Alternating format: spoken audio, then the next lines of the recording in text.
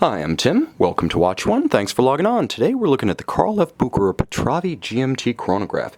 You can see this 43.5mm stainless steel GMT chronograph on our website, watchyouwant.com.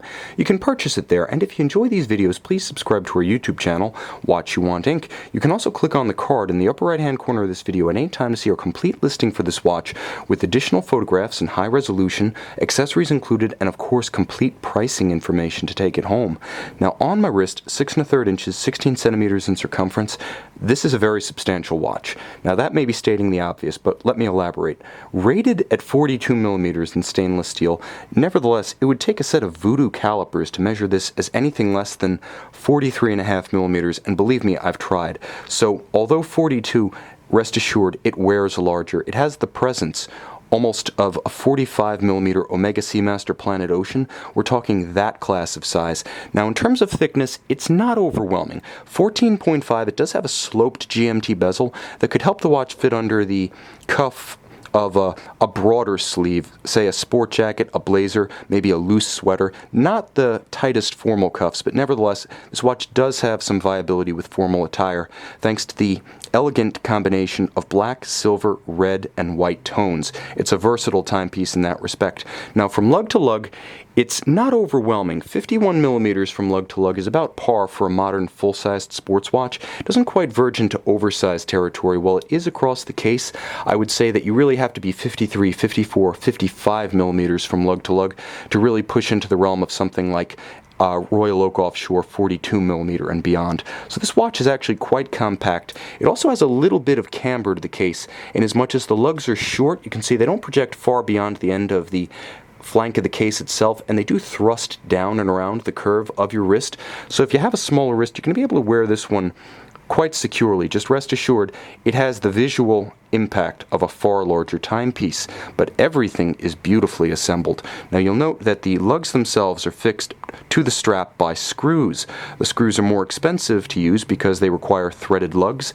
They're more substantial, so more metal's used, and they're also more difficult for your jeweler to essentially swap out when changing the strap or servicing the watch. This is why you rarely see it, even in the oversized sports watch class, where mass, substance, and vigorous use can often endanger watches fitted with the cheaper spring bars. That's why I like to see a brand like Bucherer pushing the limits, using the higher standard here. Again, a few more moments for your jeweler or for you to swap a strap, but ultimate peace of mind when wearing this watch in earnest during activity.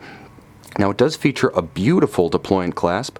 Carl F. Bucherer makes wonderful watches, and it makes wonderful watches in every sense. The clasp is beautiful. Twin trigger deployant action means that it's quite secure, there's no friction fit.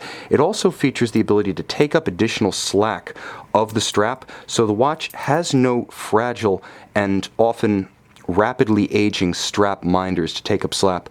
The thing is, strap minders can age so much more quickly than the rest of the strap that oftentimes you're tempted to discard a perfectly good strap simply because the minders look superannuated. Not so here. Bucherer not only eliminates them, it also eliminates the need for perforation on the strap, ensuring that there are going to be no gougings here, and this promotes the longevity of the strap, which is a fantastic piece.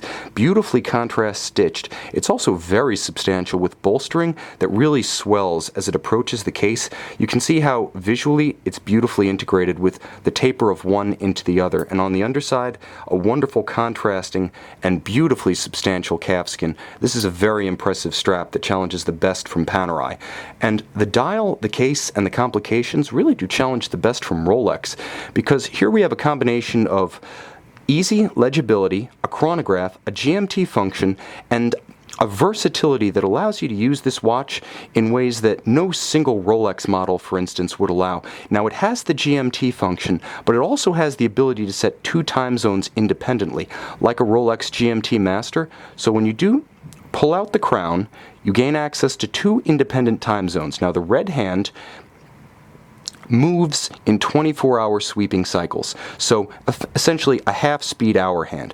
It can be set independently of the time at center. The time at center is geared to the date wheel, and you can see how that will advance backwards or forwards as you jump time zones while traveling. Now, the red hand, if you wanted to set it to GMT, Greenwich Mean Time, you could use the rotating, bi-directional rotating GMT bezel, again, GMT-Master 2 style, to actually briefly have insight into a third time zone simultaneously.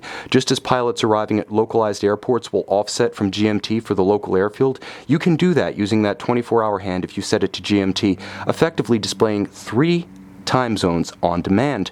Now, when I say Carl F. Bucherer does a great job of investing this watch with original inspiration and watchmaking credibility, what I mean is the function, again, the combination of the chronograph and the GMT, but also in adding some horological value of their own. Now, the caliber is known as the CFB 1901, and Carl F. Bucherer makes no bones about the fact that it is an ETA 2894A2 base, so essentially an ETA modular chronograph with vertical clutch, but they add their own module for the GMT functions, and they build this in their own manufacture. So if you've ever heard of improving an Abausch, improving a movement, essentially conducting original engineering on top of a base, this is a great example of that.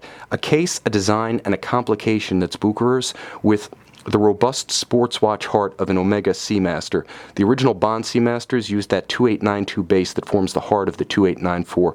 It's a formidable combination, and again, there is no such thing as, for instance, a Rolex GMT-Master 2 chronograph. So you're getting a wonderful range of functionality. You're getting the smooth engagement of a vertical clutch chronograph, the dependability and smooth bi-directional winding of an ETA 2894 caliber, 42-hour power reserve, beautifully elaborated by Bucherer. This is a gorgeous watch. Everything from the inlaid rubber of the bezel to the polish of the case to the substance of the strap and the clever design of that minderless clasp speaks to a higher standard of watchmaking, but also of industrial design.